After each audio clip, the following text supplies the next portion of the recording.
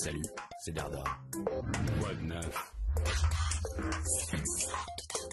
10 ans. J'adore.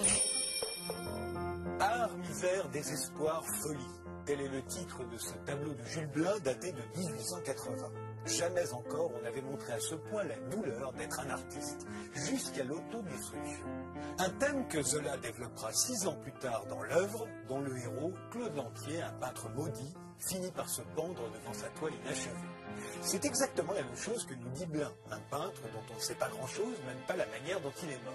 S'est-il tiré une balle de pistolet, comme s'apprête à le faire le peintre famélique que vous avez sous les yeux, après avoir piétiné son travail, brisé sa palette et déchiré son carnet de croquis?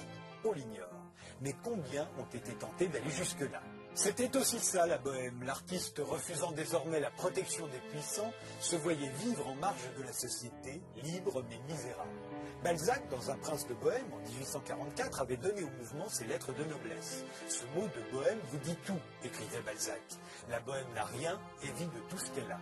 Tous ces jeunes gens sont plus grands que leur malheur, au-dessous de la fortune, mais au-dessus du destin. Courbet était inspiré du même idéal quand il déclarait en 1853 « Je viens de débuter dans la grande vie vagabonde et indépendante du bohémien ». Une grande vie, certes, mais qui pour certains devait tourner court le jour où l'espérance et la foi en soi disparaissaient, comme dans ce tableau. Art, misère, désespoir, folie, 4 mots qui résument tout.